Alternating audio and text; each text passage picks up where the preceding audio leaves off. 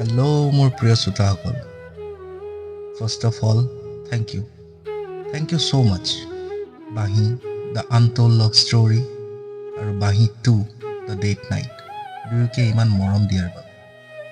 আপোনালোকৰ এই মৰমৰ বাবে আজি আকৌ লৈ আহিছোঁ বাঁহী আৰু আৱাৰ এক নতুন কাহিনী। আৱা আৰু বাঁহীৰ কাহিনীবোৰ শুনাৰ পিছত আপোনালোকে হয়তো ভাবিছে বাঁহীয়ে আৱাক প্ৰতাৰণা কৰিলে, কিন্তু তেনে নহয়। Believe me, it's more complicated than that. কিয়নো যদিও এয়া প্ৰতাৰণা আছিল, তথাপিও এয়া প্ৰতাৰণা বুলি আৱাই কোনো দিনেই ভবা নাই। কয় ন, প্ৰেমত কেৱল প্ৰেম থাকে, প্ৰাপ্তিৰ জেদ নাথাকে। বাঁহীৰ প্ৰতি আৱাৰ প্ৰেম কেৱল প্ৰেম আছিল, তাতে কোনো ধৰণৰ প্ৰাপ্তিৰ বাসনা নাছিল। স্বচ্ছ নদীৰ শীতল জল নিস্বাৰ্থভাৱে বৈ থকাৰ দৰে আৱাৰ হৃদয়ৰ নিভৃত কোণৰ পৰা বাঁহীৰ বাবে প্ৰেম বৈ আছিল, আজিও আছে আৰু বৈ থাকিব।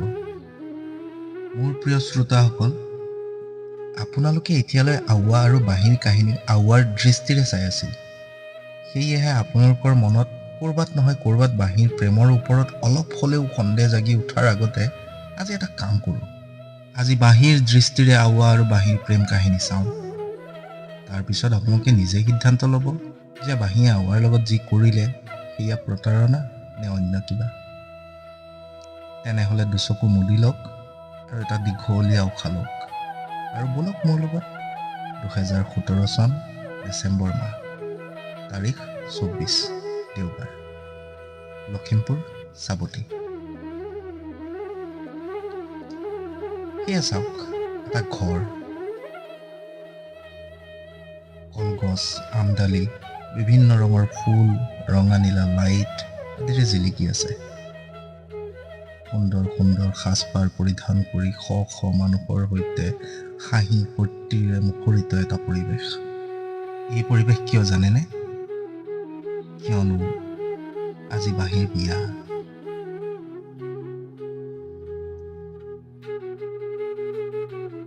কেতিয়াবা জোনবাইক ভালকৈ চাইছানে তুমি? প্ৰতিদিনে অলপ অলপকৈ গলি যায়, কম হৈ যায়। পিছে যিমান কমি কমি যায়, সিমানে মোৰ অনুভৱ হয় যে জোনবাইৰ মুখত এক মিচিকীয়া হাঁহি ফুটি উঠিছে। মই যিমান বাৰে তাক চাওঁ, তোমাৰ মুখমণ্ডল জিলিকি উঠে। এতিয়া তুমি হয়তো ভাবিছা, অমাৱস্যাৰ নিশাবোৰত তেনেহ'লে কি মই তোমাক পাহৰি যাওঁ? নাই, তেনে একো নহয়। কিয়নো যেতিয়া একো নাথাকে, তেতিয়া কেৱল তুমি থাকা। আৰু বিশ্বাস কৰা, তেতিয়া তোমালৈ মোৰ আৰু বেছি মনত পৰে। নিশাৰ আকাশত জোনাকবিহীনভাৱে যেতিয়া তৰাবোৰ জিলিকি থাকে, তেতিয়া মোৰ অনুভৱ হয় সেই তৰাবোৰৰ দৰে তোমাৰ অবিহনে মই সম্পূৰ্ণ অকলশৰীয়া। তোমাৰ দৰে মোৰ জীৱনত আৰু আন কোনো হ'ব নোৱাৰে। সঁচাকৈ কৈছোঁ, তোমাৰ অবিহনে মোৰ জীৱনৰ আকাশখন অন্ধকাৰেৰে আৱৰা। তুমি মোক এনেকৈ ভাল পাই থাকিবা। তাৰ বাহিৰে মোক আৰু একো নালাগে তোমাৰ পৰা। I love you so much, বাঁহী। বাঁহীয়ে আৱাই দিয়া বহু চিঠিৰ মাজত এখন চিঠি উলিয়াই পঢ়ি আছিল, আৰু বাহিৰৰ পৰা অহা নানা ৰঙীন লাইটৰ পোহৰৰ চিকমিকনিত বাঁহীৰ হৃদয়ত খলকনি তুলি এক প্ৰচণ্ড ধুমুহা পৰি আছিল। আৰু সেই ধুমুহাৰ ছাপ তাইৰ মুখমণ্ডলত স্পষ্টকৈ প্ৰকাশিত হৈ আছিল। 2017 চনৰ শীত যেন এইবাৰ অলপ বেছি আছিল, কিয়নো বাঁহীয়ে পৰিধান কৰি থকা বিয়াৰ সাজযোৰৰ পিছতো তাইৰ হৃদয় আৰু দেহ থৰথৰাই কঁপি আছিল। বাঁহীৰ এনে অনুভৱ হৈছিল, আৱাৰ চিঠিবোৰৰ এটা এটা শব্দৰ যেন তাই নৃশংসভাৱে হত্যা কৰি আছিল। তাই ভয়তে চিঠিবোৰ ড্ৰয়াৰত ভৰাই থৈ দিলে, কিন্তু ড্ৰয়াৰত পৰি থকা শ শ আৱাৰ চিঠি আৰু তাৰে লাখ লাখ শব্দবোৰে বাঁহীৰ ফালে খঙেৰে চাই থাকিল, যেন বাঁহীক সেই চিঠিবোৰে কৈ আছিল, মিছাকৈ লিখিছিলা ন তুমি? প্ৰেমেৰে প্ৰখৰ ৰ'দ ঢাকি দিয়াৰ কথা কৈছিলা, আৰু এতিয়া এই শীতৰ নিশা অন্ধকাৰৰ মাজত চোৰৰ দৰে আহিছা, যাতে পৃথিৱীয়ে তোমাৰ এই নিষ্ঠুৰ ৰূপ চিনিব নোৱাৰে? নে আজি পুৰি ছাই কৰিব আহিছা মোক, কিয়নো কালিৰ পৰা তোমাৰ মোৰ লগত আৰু তোমাৰ অতীতৰ লগত কোনো সম্বন্ধই নাথাকিব? ঠিকেই কৰিছা দিয়া, কিয়নো মুখ ঘূৰাই ল'লেই এনেকুৱা লাগে যে কোনেও দেখা নাই। কিন্তু বাঁহীয়ে জানে, আৱাৰ প্ৰতিটো চিঠিৰ প্ৰতিটো শব্দ তাই মুখস্থ আছে। তাই পিঠি দি পলাব বিচাৰিলেও নিজৰ ছায়াৰ পৰা কলৈ পলাব পাৰিব? তথাপিও তাই আজি এই চিঠিবোৰ অন্তিমবাৰলৈ নিজৰ কাষত অনুভৱ কৰি, স্পৰ্শ কৰি, পঢ়ি আৰু নয়ন ভৰি চাই নিজৰ ভিতৰত চিৰদিনৰ বাবে সযতনে ৰাখি থব বিচাৰিছিল। সেই চিঠিবোৰৰ সুগন্ধি নিজৰ উশাহত মিশ্ৰিত কৰি নিজৰ বাকী থকা জীৱনটোৰ বাবে সাঁচি থব বিচাৰিছিল। কিয়নো আজিৰ পিছত তাই এই চিঠিবোৰৰ কোনো দিনেই আৰু সন্মুখীন হ'ব নোৱাৰিব। এইবোৰ ভাবি থাকোঁতে বাহিৰ অনুভৱ হ'ল যেন তাই প্ৰতাৰণা কৰিছে নিজক, নিজৰ প্ৰেমক, বৰ্তমানক, ভৱিষ্যতক আৰু তাতোতকৈ বেছি নিজৰ সেই জীৱনক য'ত তাই হাঁহিব শিকিছিল, জীয়াব শিকিছিল। বাঁহীয়ে আৰু এখন চিঠি হাতত তুলি লৈছিলহে মাথো। ঠিক তেনে সময়তে কোনোবা দুৱাৰ খুলি সোমাই আহিল। বাঁহী তাতে নিথৰ হৈ ৰ'ল। বা, ইয়াতে আন্ধাৰত কি কৰি আছা তুমি? আৰু খট কৰি শব্দ এটাৰ লগত তাই লাইটৰ চুইচ জ্বলাই দিলে। লাইটৰ পোহৰ চকুত লগাৰ অভিপ্ৰায় কৰি তাই হাত এখনেৰে নিজৰ চকু ঢাকি ধৰিলে যদিও আনখন হাতত আৱাৰ চিঠি থাকিয়েই গ'ল। ঠিক সেই সময়তে এজাক বতাহ বলিল আৰু খিৰিকীৰ পাল্লা দুখন থৰ থৰ কঁপি উঠিল। যেন বতাহত হৃদয়ৰ সমস্ত ব্যথা সংমিশ্ৰিত আছিল আৰু সেই ব্যথা চিঞৰি চিঞৰি বাঁহীক কিবা ক'ব বিচাৰিছিল। কিন্তু বাঁহীৰ আৰু সেইবোৰ শুনাৰ সাহস হোৱা নাছিল। চিঠিখনৰ কথা মনত পৰাৰ লগে লগে তাই দয়াৰ ফালে ঘূৰি ল'লে আৰু কিবা বিচাৰি থকাৰ অভিনয় কৰিব ল'লে আৰু ক'লে, নাই ভণ্টি, একো কৰা নাই। পিন এটা অলপ অসুবিধা কৰি আছিল, তাকে ঠিক কৰি আছো। এতিয়াই ঠিক কৰি গৈ আছো। কিন্তু ভণ্টি কেৱল নামতহে ভণ্টি আছিল। তাই সেই লেটাৰ পেডবোৰৰ মূল সম্পূৰ্ণ বুজি পায়। তাইতো সেই চিঠিবোৰৰ পাৰফিউমৰ সুবাস চিনি পায়। কিমানবাৰ যে তাইৰ হাতেৰে সেই চিঠিবোৰে বাঁহীৰ ঠিকনা বিচাৰি উলিয়াইছিল আৰু তাৰে বিনিময়ত কিমান যে নিজৰ দাবী বাঁহীৰ পৰা পূৰ্ণ কৰাইছিল হিচাপ নাই। তাই জানে তাইৰ বাইদেউজনীক অলপ অকলশৰীয়া সময়ৰ প্ৰয়োজন। বিষাদ হয়, বেদনা হয়, অলপ কন্দুৱাব আৰু অলপ বুজনি লৈহে যাব। ঠিক আছে বা, সোনকালে আহিবা। সকলোৱে প্ৰায় আহিয়ে পাইছে, সেই বুলি কৈ ৰুমৰ পৰা ওলাই গ'ল। বাঁহীয়ে আৱাৰ চিঠিখন পুনৰ হাতত তুলি লৈ মাজৰ পৰা পঢ়া আৰম্ভ কৰিলে। কালি সন্ধিয়া ডুবিব ধৰা বেলিটোৱে পোখৰবোৰ নিজৰ সতে সামৰি লৈ নীলাচল পাহাৰৰ পিছফালে যেন লৈ গৈ আছিল। মানুহে কয় অস্তবেলি চাব নালাগে, কিন্তু মই প্ৰতিদিনেই এই সৌন্দৰ্য চাওঁ। ভাবো এদিন তুমিও মোৰ সকলো দুখ তোমাৰ প্ৰেমেৰে শেষ কৰি মোক সেই পাহাৰৰ পিছফালে লৈ যাবা। তাতে নিশা জোনাকে পহৰা দিব আৰু তৰাবোৰ এটা এটাকৈ আমাৰ কথা শুনিবলৈ আকাশৰ বুকু এৰি পৃথিৱীলৈ নামি আহিব। মই থাপ মাৰি এটা তৰা হাতৰ মুঠিত তুলি ল'ম আৰু তোমাৰ কলা ঘন মেঘ চুলিত গুজি দিম। কিমান যে সুন্দৰ দেখা হ'ব তোমাক। সেই পাহাৰৰ শিখৰত ঘণ্টাৰ পিছত ঘণ্টা বহি তুমি আৰু মই কথা পাতিম। তোমাৰ কোনো দিনে শেষ নোহোৱা কথাবোৰ মই শুনি থাকিম আৰু তাৰে মাজত কেইটামান মই কবিতাও তোমাক শুনাম। সেয়া চোৱা ওৱা পপীয়া তৰা, আৰু সেয়া ডাৱৰত মিকি মাউচৰ ছবি বনিছে। আৰু মই তোমাৰ হাত ধৰি ক'ম, সেয়া মিকি মাউচ নহয়, সেয়া তুমি। তাৰপিছত তুমি মিছাকৈ অভিমান কৰিবা আৰু মই তোমাৰ অভিমান ভাঙিম। এই সপোনৰ পৃথিৱীখন ঠিক এখন পেইণ্টিঙৰ কেনভাছৰ দৰে হ'ব, য'ত বেলেগ বেলেগ ৰং একেলগ হৈ দূৰত্বৰ সীমনা শেষ কৰি দিয়ে আৰু এক কৰি তোলে দিন আৰু নিশা। আমিও এদিন এক হৈ যাম ন? কি ভাবিছা?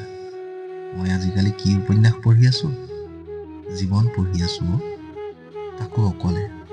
তুমি যেতিয়া কাষত আছিলা তেতিয়া কাৰোৰে প্ৰয়োজন নাছিল।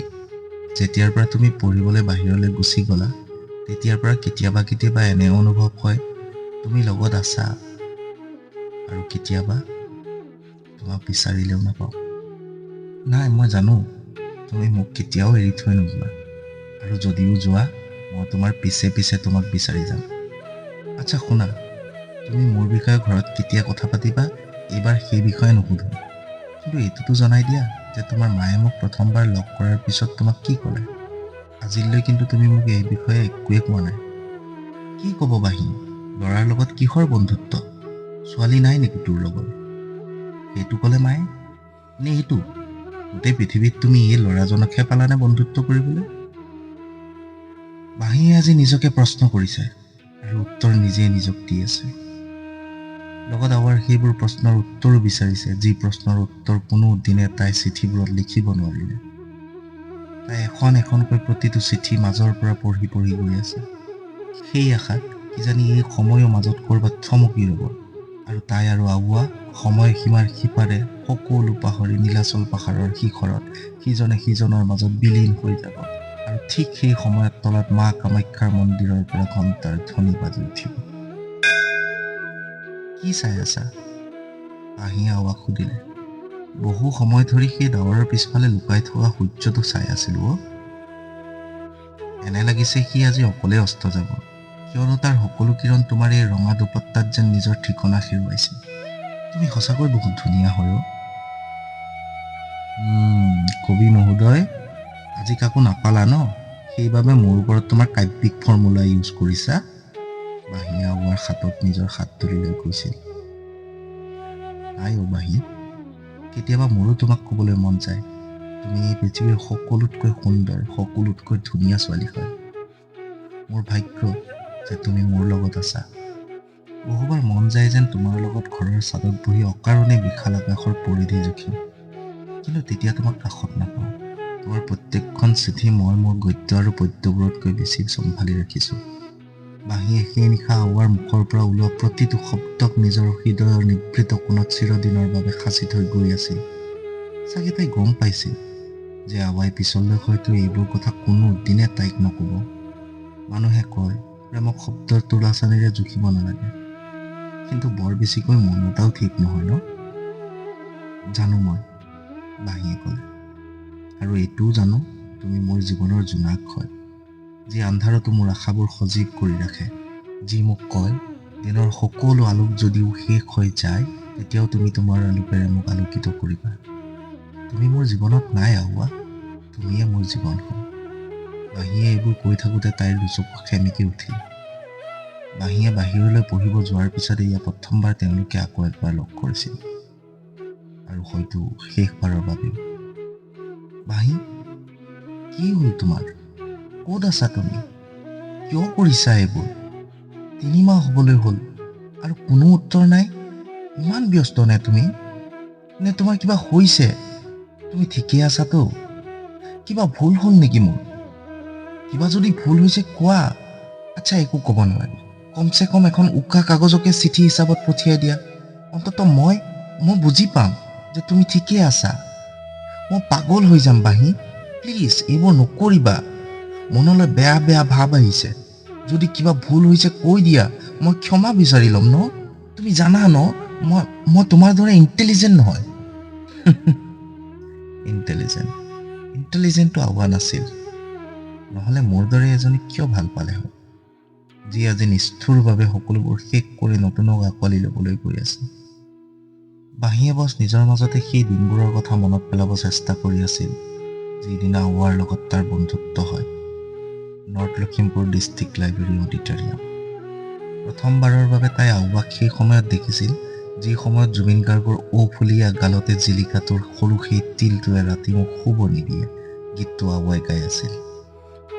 ঔফুলীয়া গালতে জিলিকাটোৰ সৰু সেই তিলটোৱে ৰাতি মোক শুব নিদিয়ে, আলফুলীয়া দুহাতৰ টিকটিকিয়া জেতুকাৰ বুলবোৰে ৰাতি মোক শুব নিদিয়ে।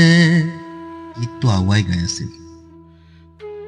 বাঁহীৰ এনে অনুভৱ হ'ল তাইৰ বাওঁফালৰ সৰু তিলটোকহে লৈ যেন আউৱাই এই গানটো গালে।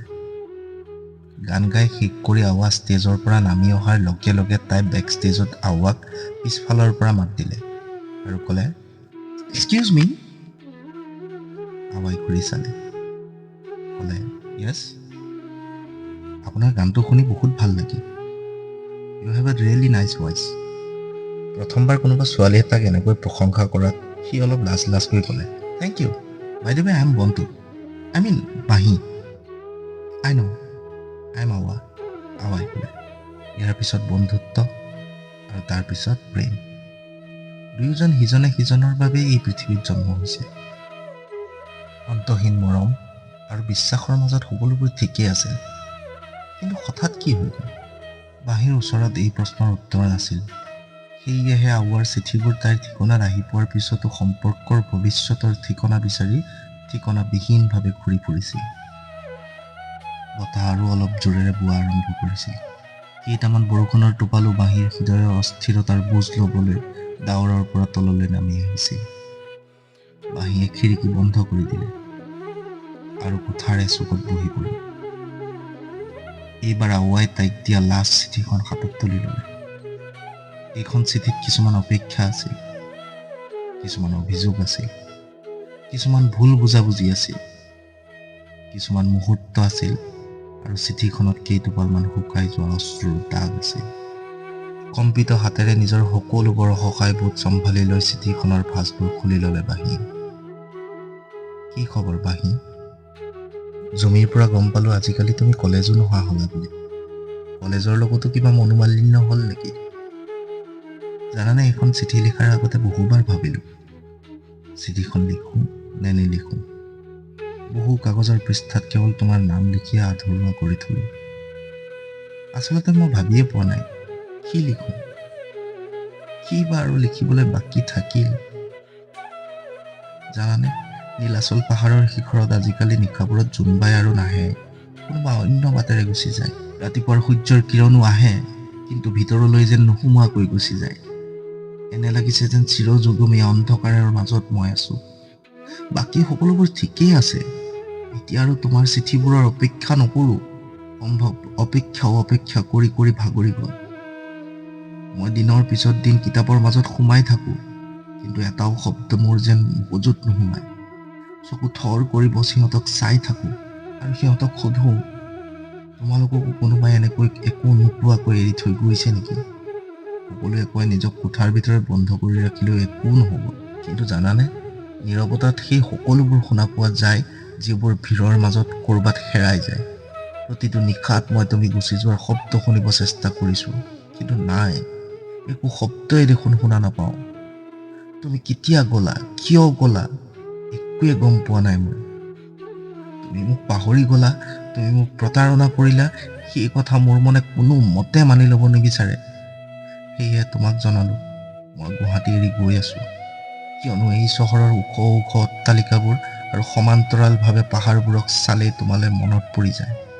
এই চহৰৰ সন্ধিয়াবোৰে তোমাৰ স্মৃতি কঢ়িয়াই লৈ ফুৰে। এই চহৰৰ নিশাবোৰে মোক মনত পেলাই দিয়ে সেইবোৰ কথা, যিবোৰ কথা তুমি কৈ কৈ আধৰুৱা কৰি থলা। এই চহৰৰ বতাহতো তোমাৰ সুবাস আহে। যদি মই এই চহৰত থাকি যাওঁ, তেনেহ'লে তুমি মোৰ পৰা দূৰ হোৱাৰ পিছতো দূৰ হ'ব নোৱাৰিম মই। আৰু এটা কথা, ক'ত যাম নুসুধিবা, ময়ো তোমাক সোধা নাছিলো ন, আৰু তোমাক আমনি নকৰো দিয়া। বছ কিছুমান কিতাপ আৰু তোমাৰ কিছুমান বস্তু যি মোৰ ইয়াত থাকি গ'ল, সেয়া জুমিৰ হাতত পঠিয়াই দিম, লৈ ল'বা। বছ নিজৰ যত্ন ল'বা আৰু সুখী হোৱা। বাই। বাঁহীয়ে চিঠিখন পঢ়াৰ পিছত বিষাদৰ সাগৰত এনেকৈ ডুবি আছিল যে তাই গমেই পোৱা নাছিল যে বহুত দেৰি হৈ গ'ল। বিয়াঘৰত সকলোৱে তাইৰ বাবে অপেক্ষা কৰি আছিল। তেতিয়া এটা শব্দ আহিল, আৰে বন্ধু বেটা, কি হ'ল, কিহৰ ইমান দেৰি হৈছে, ওলাই আহা আকৌ। দেউতা হ'লে, বছ 1 মিনিট, চেণ্ডেলযোৰ লগাই গৈ আছো, আপুনি গৈ থাকক। এইবোৰ শুনাৰ পিছতো কিন্তু দেউতাকে দুচকুত প্ৰশ্নবোধ লৈ বাঁহীৰ মুখমণ্ডলত বিয়পি থকা বেদনাৰ ছাপবোৰ পঢ়ি চোৱাৰ প্ৰচেষ্টাৰে ভিতৰলৈ সোমাই আহিল। বন্ধু, দেউতা। তেওঁ আগবাঢ়ি আহিল, বাঁহীৰ কান্ধত হাত থলে। বন্ধু, মই জানো এয়া বহুত কঠিন, তথাপিও তুমি যিটো কৰিছা এয়া কেৱল মই আৰু তোমাৰ মায়ে জানে। আৰু মই তোমাৰ এইবোৰৰ বাবে কেৱল ধন্যবাদ বুলিহে ক'ব পাৰিম। তুমি সমাজৰ মাজত আমাৰ সন্মান বচালা, তুমি ৰাগিনীৰ জীৱন বচাই ল'লা। এইবোৰ কৈ তেওঁ বাঁহীৰ দুয়োখন হাত নিজৰ হাতত তুলি ল'লে।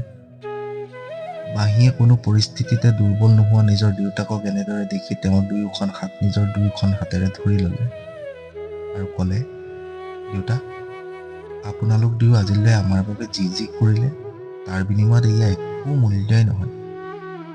মহানন্দই নিজৰ জীয়েকক সাবটি ধৰিলে। অলপ সেমেকি যোৱা দুচকু মচি মচি ক'লে, দৰা ঘৰীয়া আহি পালে। 10 মিনিট দেউতা, তাৰপিছত গৈ আছো। মহানন্দই এবাৰ কোনো ধৰণৰ জোৰ নিদিলে। তেওঁ কেৱল চুপচাপ বাহিৰলৈ ওলাই গ'ল। বাঁহীয়ে খিৰিকী খুলি এবাৰ বাহিৰলৈ চালে। সকলোৱে আনন্দত নাচি আছিল। এইবোৰ দেখি বাঁহীৰ গোটেই শৰীৰ যেন কঁপি উঠিল। এয়া বাহিৰৰ পৰা সোমাই অহা চেঁচা বতাহজাকৰ বাবে হ'ল নে হৃদয়ত বিষাদৰ ধুমুহাৰ বাবে হ'ল, এয়া কেৱল বাঁহীয়ে জানে। বাঁহীৰ এই বিষাদ হয়তো হৃদয়ত চিৰ জীৱনৰ বাবে থাকি যাব। তথাপিও এই নতুন জীৱন আৰম্ভ কৰাৰ আগতে তাই কৰা এটা প্ৰতিশ্ৰুতি পূৰ্ণ কৰিবলগীয়া আছিল। আওৱাক দিয়া প্ৰতিশ্ৰুতি। যি প্ৰতিশ্ৰুতি সিহঁত দুয়োৱে সিজনে সিজনক কৰিছিল, যে যদি একেলগে জীৱন পথত কেতিয়াবা আগবাঢ়িব নোৱাৰা হওঁ, তেনেহ'লে শেষ বিদায় নিদিয়ালৈকে নাযাওঁ। হঠাৎ কৰি যেন সাৰ মাংসৰ এই পুতলাটো সজীৱ হৈ উঠিল। তাই উৎসাহেৰে আওৱাৰ নাম্বাৰ বিচৰাত লাগিল, যিটো জুমিয়ে তাইক দিছিল, আৰু কৈছিল, এবাৰ নিশ্চয় কথা পাতি ল'বি, আৰু কবি তোৰ যোৱাৰ কাৰণ আওৱা নহয়, তই নিজেই হয়। নাম্বাৰটো পাই গ'ল, কিন্তু এটা এটা নম্বৰ ডাইল কৰোঁতে যেন বাঁহীয়ে বহুকেইটা মুহূৰ্ত একেলগে জীয়াই আছিল। ফোন ৰিং কৰিছে। ৰিং কৰাৰ শব্দ শুনিয়ে বাঁহীয়ে ভয়তে ফোন কাটি দিলে। এয়া কি কৰিব গৈ আছে তাই? কি ক'ব তাক? কিন্তু তাই জানে, আওৱাক একো নোকোৱাকৈওতো তাই যাব নোৱাৰে। নাই, তাই কোনো স্পষ্টীকৰণ দিব বিচৰা নাই। তাই বছ সেই জুইকুৰাত পানী ঢালিব বিচাৰিছে, যি জুইকুৰা জ্বলি উঠাৰ কাৰণ হয় তাই, যি জুইত তাই নিজেও জ্বলি আছিল। এই জুই যদি এনেকৈ তাই জ্বলন্তভাৱে এৰি থৈ যায়, তেনেহ'লে সেই জুয়ে আওৱাৰ জীৱন জ্বলাই ছাই কৰি দিব। তাইৰ বিশ্বাস যে আওৱাই এতিয়াও হৃদয়ত এক আশা লৈ আছে, আৰু সেই আশা শেষ কৰি দিয়াটো প্ৰয়োজন। অৱশেষত বহুত সাহস একত্ৰিত কৰি বাঁহীয়ে আকৌ এবাৰ নাম্বাৰ ডাইল কৰিলে। প্ৰেম বৰ আচৰিত হৈ শ্ৰোতাসকল। যিয়ে বিদায় দিয়ে, তেওঁ চিৰ জীৱনৰ বাবে দুখ নিজৰ গাত তুলি লয়, আৰু আমি ভাবোঁ তাৰনো কি যায়। হেল্ল', কিমান দিনৰ পিছত বাঁহীয়ে এই মাতটো শুনিছিল। আওৱা। নিজৰ নাম বাঁহীৰ মুখত শুনি কিছুক্ষণ আওৱাই একোৱে ক'ব নোৱাৰিলে। বুকুৰ স্পন্দন যেন তীব্ৰ হৈ গ'ল। হা? আওৱাই নিজকে সংযত কৰি ক'লে।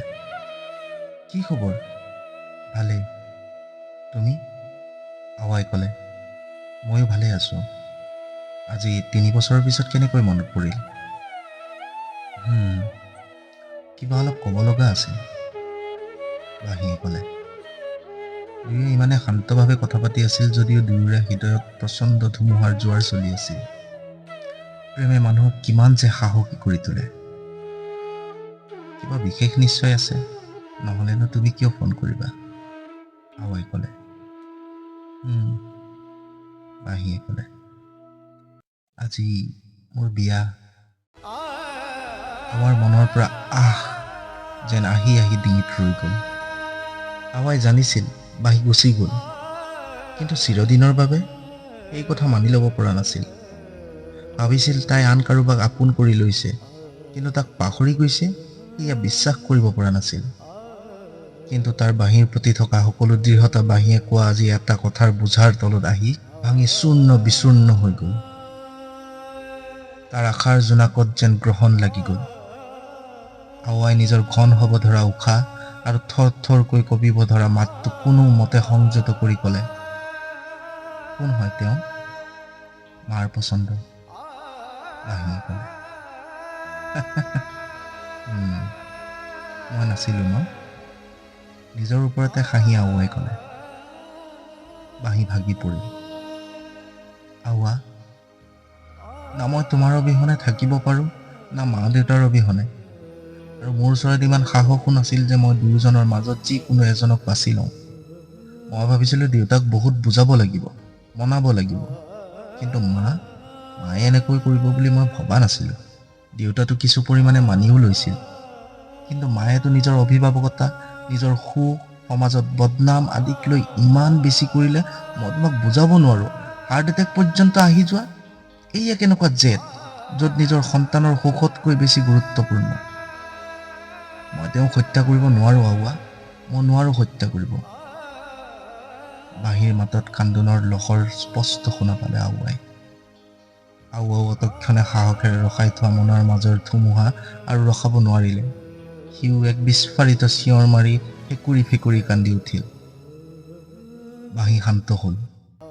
আৱাৰ অলপ সময় লাগিল নিজক সংযত কৰোঁতে, কিন্তু বাঁহীৰ দুখবোৰে আকৌ এবাৰ আৱাৰ প্ৰেমক জোৱাৰ আৰু সাহস যোগালে।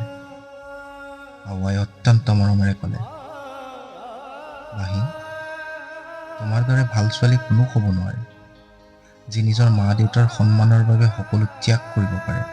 কি কৰিবা কোৱা? আমাৰ ভাগ্যতে এক হোৱাৰ লিখনি নাছিল।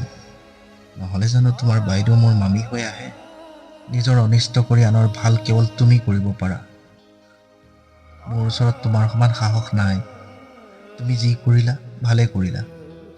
আগতে কোৱা হ'লে চাগে বুজাত অলপ অসুবিধা হ'ল হয়। মই তোমাক নিজৰ কৰি ৰখাৰ ৰাস্তা বিচাৰিলো হয়, আৰু তোমাৰ বাবে জীৱনৰ বাট আৰু কঠিন কৰি তুলিলো হয়। মই জানো মই অন্য কোনোবা বাঁহী লগ পাই যাম, আৰু তুমি অন্য কোনোবা আওৱা, কিন্তু মা দেউতা নোপোৱা। বাঁহীয়ে কান্দি কান্দি জোৰেৰে নিজৰ দাঁত কামুৰি ল'লে। কিদৰে কাৰোবাৰ হৃদয় ইমান বহল হ'ব পাৰে? কিদৰে দিনে নিশাই আমি যাৰ বাবে ব্যাকুল হৈ থাকোঁ তেওঁক যাবলৈ দিব পাৰে? বাঁহী কান্দি কান্দি কৈ উঠিল, মই তোমাৰ পৰা দূৰ হোৱাতকৈ মৰি যোৱাই ভাল হ'ব বুলি ভাবিছিলোঁ আওৱা, কিন্তু মা দেউতাৰ কি হ'ল হয়? আৱাৰ দুচকুৰ পৰা চকু পানীত ধাৰাসাৰে বৈ আছিল, কিন্তু বাঁহীক তাৰে উমান আৰু পাব নিদিলে। ই বাঁহীক বুজনি দি ক'লে, বাঁহী, নিজৰ হাত আগলৈ কৰা। চোৱা, তোমাৰ আৰু মোৰ হাতৰ ৰেখাই কিদৰে সম্পূৰ্ণকৈ জোনবাই প্ৰতিচ্ছবি। বাঁহী নিজৰ হাত আগলৈ কৰাৰ লগে লগে পুনৰ পুৰণি দিনবোৰলৈ উভতি গুচি গ'ল, য'ত আৱাই বাঁহীৰ হাত দুখন নিজৰ হাতত তুলি লৈ কৈ আছিল, বাঁহী, চোৱা, আমি দুয়ো কেৱল দুয়োৰে বাবে হয়। দুটা অন্য ঠাই, দুটা অন্য চহৰ, দুটা অন্য পৃথিৱীও যদি আমাৰ মাজত আহে, তথাপিও আমাক দূৰ কৰিব নোৱাৰে। মই কচম খাইছোঁ বাঁহী, মই চিৰদিন তোমাৰ হৈ থাকিম। তো মোৰ প্ৰিয় শ্ৰোতাসকল, এয়াই আছিল আজিৰ কাহিনী। বাঁহীৰ বিয়া হৈ গ'ল। কাৰ লগত হ'ল আৱাই নাজানে। বাঁহী আজিৰ তাৰিখত ক'ত থাকে, কি কৰে, একোৱে নাজানে আৱাই। আৰু হয়তো বাঁহীও নাজানে আৱা ক'ত থাকে, কি কৰে। কিন্তু আপোনালোকে জানে আৱা ক'ত থাকে আৰু কি কৰে? জানে ন? যদি নাজানে কৈ দিওঁ, আৱা আজিকালি বাঁহীৰ স্মৃতিবোৰৰ এখন নতুন চহৰ সাজি লৈ তাতে বাস কৰে। আৰু সেই স্মৃতিৰ চহৰৰ পৰা এটা এটা কৰি স্মৃতি গোটাই তাক পুনৰ জীৱিত কৰি কাহিনীৰ ৰূপত আপোনালোকক শুনায়। তেনেহ'লে আজিলৈ বিদায় লওঁ। আপোনালোকে শুনি আছিল the colour and word shawl, আৰু মই আপোনালোকৰ হোষ্ট এণ্ড ড'জ 3। আপুনি যদি প্ৰথমবাৰ মোক শুনি আছে, তেনেহ'লে চেনেলটো ছাবস্ক্ৰাইব কৰি ল'ব। আৰু যদি কাহিনীটো ভাল লাগে, তেনেহ'লে লাইক, কমেণ্ট এণ্ড শ্বেয়াৰ কৰিব নাপাহৰিব। পুনৰ লগ পাম আৱা আৰু বাঁহীৰ অন্য এক কাহিনী লৈ। তেতিয়ালৈ বাই, গুড নাইট, শ্বাবা খাইৰ। এক ছেকেণ্ড। আৰু এটা কথা, যদি আপোনালোকে কেতিয়াবা বাঁহীক ক'ৰবাত লগ পায়, অনুগ্ৰহ কৰি আৱাৰ ঠিকনা কিন্তু তাইক নিদিব হা।